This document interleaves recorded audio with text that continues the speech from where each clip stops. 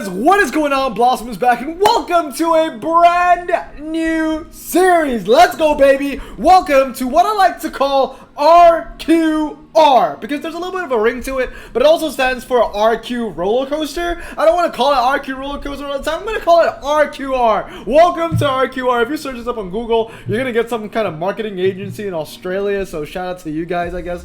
But yes, welcome to the first episode of RQR, where I want to talk about the RQ increases when it comes to rare. Now, a couple days ago, I made a video about the fluctuations in RQ and what Robin has said about, you know, cars going up and down. They're going to be hundreds of changes. Well, today I want to talk about what the hundreds of changes might be. These are my predictions on rares going up in RQ, and of course throughout the series I'll give you my predictions for rares going down in RQ, ultra rares going up in RQ, ultra rares going down in RQ, and I don't even mean rarities, boys. I mean in RQ. For example, our first candidate of RQR is indeed the Opel Insignia Country Tourer. So not only I'm going to be covering cars that I believe are going to go from rare to super rare, I'm talking about cars that would just go from 30 to 31 or 30 to 32. Cars where I feel like they don't deserve to be in the RQ right now. So today we're talking about increases, so it's all about the good stuff. And then in the next episode, we'll talk about decreases, where it's all about the bad stuff. You know, bad cars, you know, getting put in their place. But that is in today's episode. So the first candidate of RQR is indeed the Opel Insignia Country Tourer. I always thought that this car was never worthy of the RQ30 ranks. It always seemed to be better than its competition. So over here, the Opel Insignia Country Tourer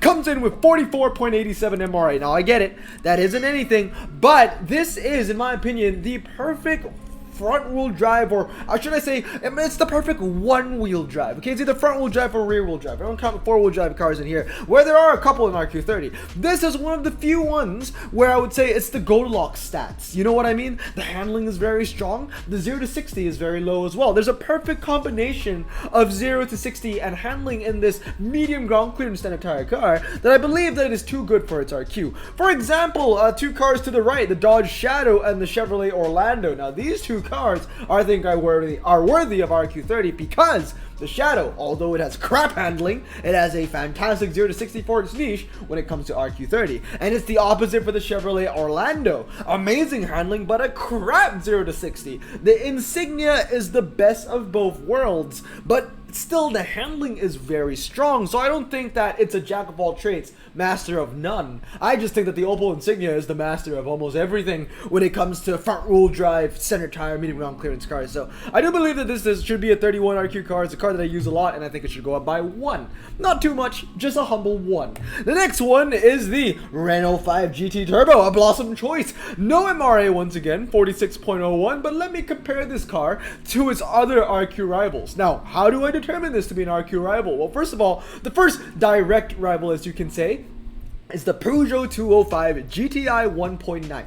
Please tell me how the Peugeot 205 and the Renault 5 GT are in the same RQ. They both have the same top speed, they both have the same handling, they're both medium ground clearance, they're both hatchbacks, they're both even from the same decade, but one is half a second faster to 60. That is massive. Now I know you can argue that the Peugeot 205 might have much better MRA, but who cares? A car with 7.60 to 60 and 123 for its top speed is never a car that you would use on a track set that requires MRA. Both of these cars will be used on twisty track sets, and the Renault 5 GT Turbo is just better in every way. Half a second to 60 in the same RQ doesn't make any sense, and I think that it's time for the Renault 5 GT Turbo to move up, and perhaps even for the Peugeot 205 to move down to 29, but that is a topic for another video. So I think that the Renault 5 is just too good for its RQ. Another example will be against the Ford Taurus Show. Slightly lower 0 to 60, slightly higher top speed, but it handles even worse. Both medium ground clearance, both front wheel drive. So I think that the Renault 5 GT is too good for its RQ. Move it up to 31, baby. The next one on the list is going to be the Donkervoort S7, 525 kilograms. This is the stat that it doesn't show you on its card, at least in the front of it. 6.60 to 60, 74 handling, and no top speed. That doesn't really matter though, because it is an incredible RQ30 car that you want to use on the slalom, the G-force cars and anything that requires incredibly lightweight and twisty tires. Well, twisty tires isn't really a thing, but twisty track sets. So if you compare it to two other cars over here, the Ford Thunderbird SC is another RQ30 hybrid. As you can see, it has slightly better handling from 74 to 75, but the 0 to 60 is 0.3 seconds slower, and the Ford Thunderbird weighs about a ton more. That is 1,000 kgs more than the Donkey S7. You cannot tell me that these two cars are the same RQ, but they are 1,000 kgs apart and operate in the same track set, okay? And the next one is the Opel Manta 400. Now, the Opel Manta 400 is an absolutely fantastic car. Handles incredibly well, and many of us can argue it is a fantastic 31.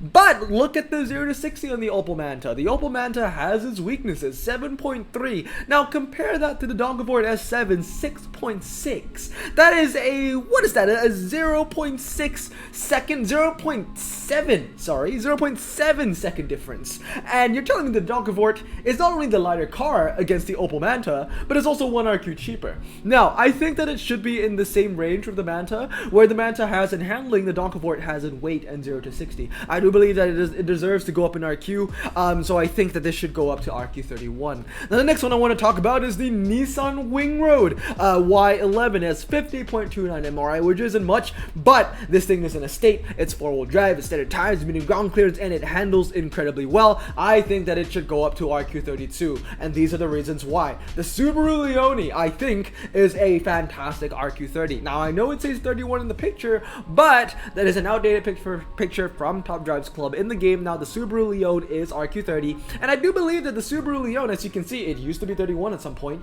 and I think it should go back up to 31. It was the Subaru Legacy that should go down to 30, if anything. This one right here is the actual 31, and it doesn't make any sense. But yeah, I guess we're moving on. No, we're not. But the Subaru Legacy, how is this RQ31? I do not understand. 69 handling. The thing is, right, once again, it's got a lower 0 to 60 compared to the Wingroad on the Leone, but who the hell cares? Just because you have a lower 0 to 60 doesn't mean you're automatically a drag car. This is not, a car that you ever put on the drag. So the Wingroad is stronger than the Leone and the Legacy. I think it should move up to 32. I think the Leone should go up from 30 to 31, honestly, and the Legacy should go down from 31 to, honestly, 29. Alright, moving on now is, of course, the Caterham 7160. No comparisons for this car. It's the only thing in its class. A super lightweight rear-wheel drive standard tire car that you want to use in the slalom. I think it should go up to 33. I think 31 makes it too much of a bargain to use. I mean, it definitely feels like an incredible bargain right now. This is a car that I would go put up against Super Rares, or to lose by 50, or to put up against maybe RQ38s or RQ37 to win sometimes. So honestly, it seems a bit overpowered for its RQ. I think it should move up. I have an album cover of Chesney's I'm the One and Only, because, it's a perfect representation of what the Caterham 7160 is. He is the one and only in its niche. Alright, moving on now is the DS3 Convertible. I think that this should go from RQ32 to 33 for +1 in a 60.9 MRI, which isn't too bad for a French front-wheel drive hatchback with standard tires, and it weighs at 1 ton and 50 kilograms, so 1,050 kilograms, making it a very light car. Now, once again, against its main competitors, one below its RQ at 31 and one above its RQ at 33, you can see it really stands out in the handling department, and really that's what you're looking for a standard tire car, especially in the rain situations with no top speed and a weak 0 to 60. They become automatically twisty cars, and if you handle very well, then ding ding ding, you are a fantastic twisty car, and that is what the DS3 Convertible is, compared to the Suzuki Swift that only has 75 and the Vauxhall Cascada, which only has 73. I think that the DS3 Convertible should move up by 1, bringing it to RQ33. Now, next one is going to be the Chevrolet Corvette 396, 84.71 MRA, combined with a relatively high top speed of 148 miles per hour and a relatively low 0 to 60 of 5.8 seconds stock. I think that this car is worthy of going to 34 to 35, a fantastic machine to use on the half mile, the 1 mile, and the test bowl. And as you can see, once again, it is compared to two cars here. We have the Mazda RX-7 representing a car at 34 RQ with amazing MRA. That being said, the 0 to 60 is incredibly weak. Now, I know the handling is a lot better as well, and the Mazda RX-7 is truly one of those jack-of-all-trade cars that you're not going to use in many situations. I think it is deserving of RQ34, but then again, the Chevrolet Corvette 396, kind of like the Caterham, is a car in its own class, so I decided to take the 0 to 60 comparison from the Chevrolet Chevelle, which is 1 IQ more, a lower 0 to 60, but no MRA and a lower top top speed, and the Mazda RX-7 Convertible, which has the MRA, but it doesn't have the 0 to 60, and the top speed. Well, the top speed is okay. It's okay for a rare. But honestly, as you can see, the 396, I still think it's too much of a bargain to put it at 34. It is worth it to move up to 35 in my opinion. Next up, oh, this is a big one. The Opel GT Concept. This should get a pretty big RQ boost, and in my opinion, I'm predicting that it will go from 34 to 37. It's got no MRA, but it's a very lightweight car coming in at under a ton of 998 kilograms, and it handles incredibly freaking well. Once again, compared to two of its competitors over here, it handles better than the RQ38 Roadster, and at the time of this video, the Opel GT is 4 RQ cheaper than another twisty convertible, well, not another twisty convertible, another twisty car, and it handles better than that. And also, we have the Fiat 124 Spider, another twisty car that handles particularly well, but once again, RQ38, and you're telling me that a car at RQ34 handles better, like 80 to 85 is a massive difference, and there's only a 0.3 second difference between these two cars. 0.3 seconds and 4 RQ? That makes no sense, considering RQ30 had two of the same cars with a 0.5 second difference in their 0 to 60. Sometimes none of the RQs make sense in my opinion. The Opel GT Concept should move up to 37. The Fiat 124 should move down. I think the Dodge Demon Roadster should stay where it is, because although it doesn't have the handling of the Opel GT, the Dodge Demon Roadster still handles very well, and it has a low 0 to 60 and decent MRI, better than the Opel GT. So I don't think that the Opel GT and the Demon should be in the same place, but I think they should be close, and that is why the Opel GT, in my opinion, should go up to 37 and not 38. Now we have the Mazda MX5. Once again, one and only, man. This is a car that you want to use on any wet, twisty circumstance that isn't a slalom. The slalom is for the Caterham and the Caterham only. This is a fantastic car.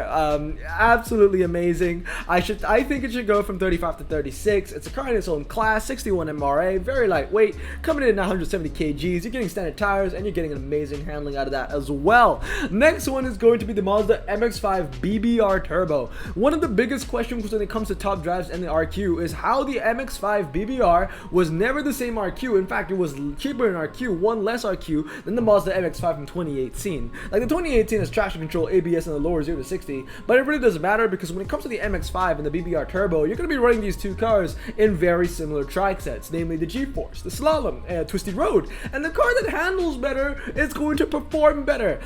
So if it's not a hairpin road, if it's not a fast circuit, which is a car, which our chart says that you would rarely put these two cars on anyway, the Mazda MX5 BBR Turbo is going to win most of the time. Once again, I'm going to compare it to the Demon Roadster and the Mazda MX5. I think that the Mazda MX5 BBR Turbo should go from 36 to 37. It's a very lightweight car coming in under a ton at 985 kilograms.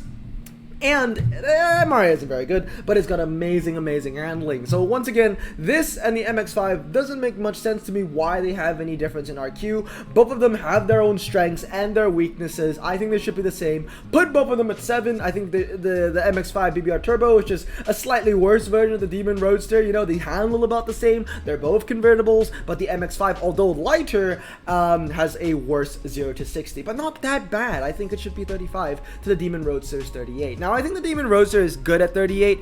Some might argue that it should go up to 39, but then you have the question of, oh, is it better than the Lotus Elise 1.6? And it really isn't. All right, moving on now is the Dodge Hornet. 36 to 37, in my opinion. I think it's going to get a +1. Very simple here. Look at the 0 to 60. Look at the handling. It's pretty light as well, considering what it is. But yeah, 6.6 and 80. Now, comparing it to two other medium ground clearance cars, all right? A direct comparison is the Dodge Neon ACR.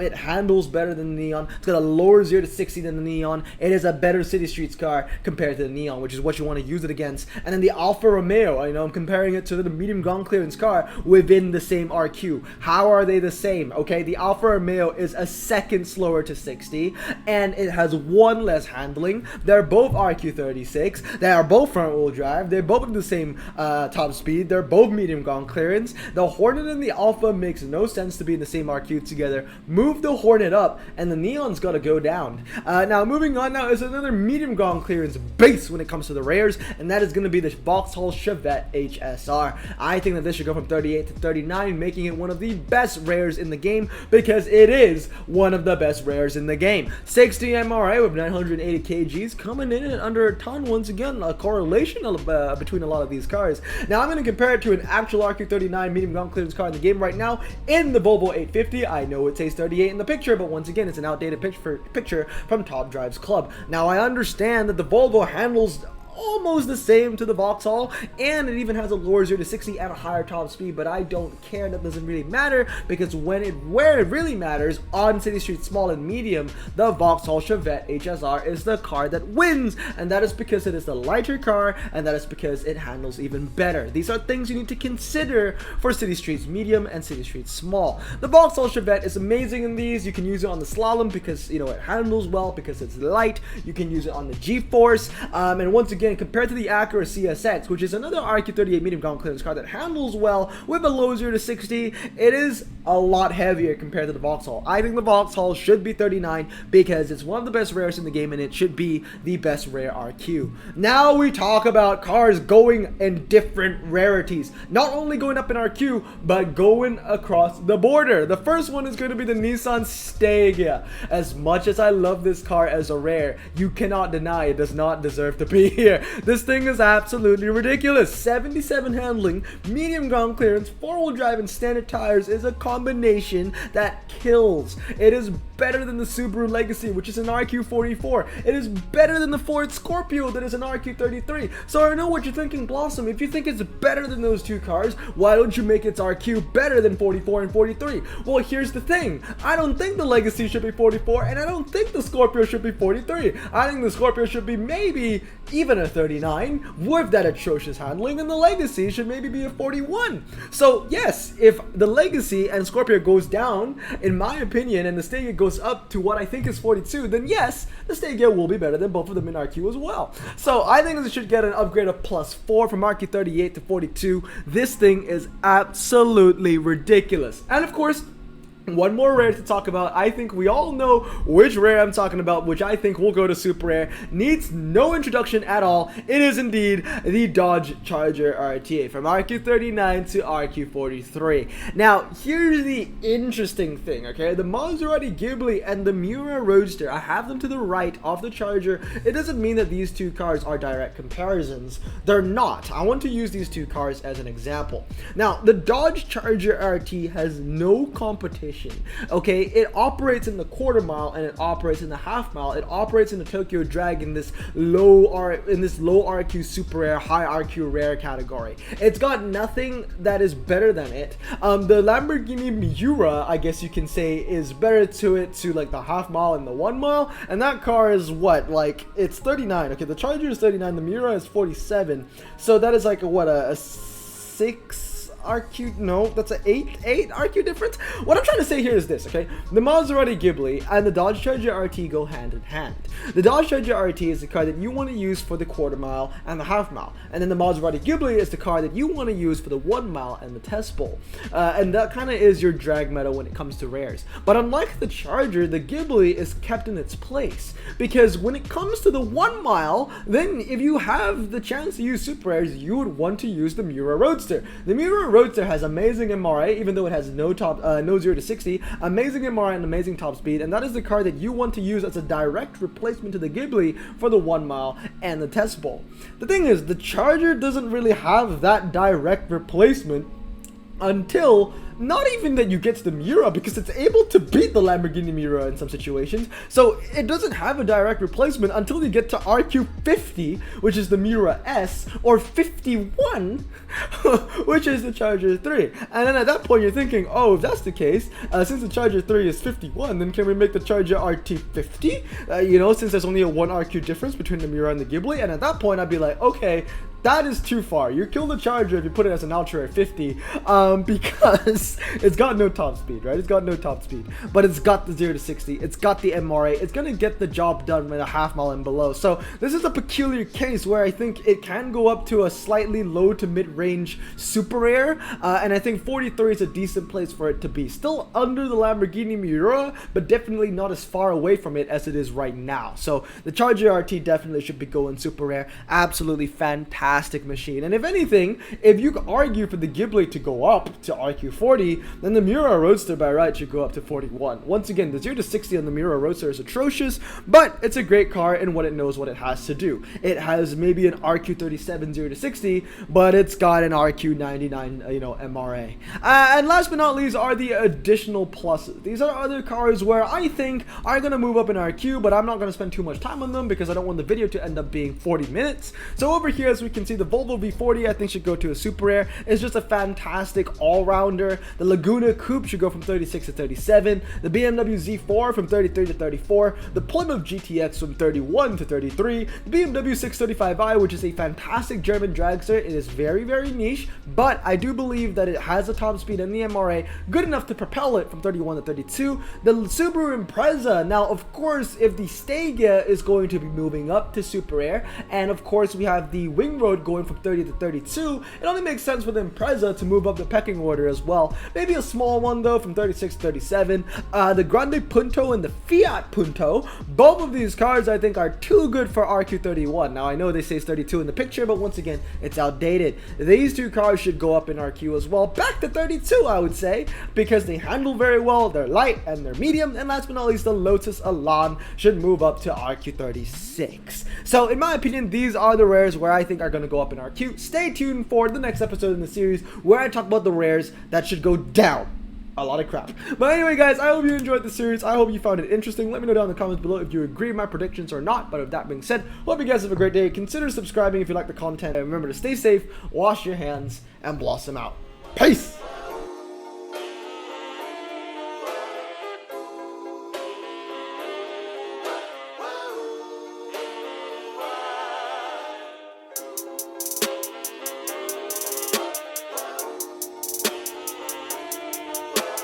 Bro, this song just makes me so happy. Me too. Imagine being Asian in the 50s, looking nifty, leather jacket, looking sleek, look like Presley, look so deadly. Got a jukebox back at home, feeling jazzy, turn it on and play it slow, like the movies with the ladies. They so fine. Imagine being Asian in the 50s, looking nifty, leather jacket, looking sleek, look like Presley, look so deadly. Got a jukebox back at home, feeling jazzy, turn it on and play it slow, like the movies with the ladies. They so fine. Sit back, relax in my Bonneville Pontiac. Hold tight all night, cruise to Jacksonville Atlantic. Blonde hair, don't care, look like Leslie Brooks. Pin up girls everywhere with the drop dead look. Swing it side to side as we slow dance to the night when I hold your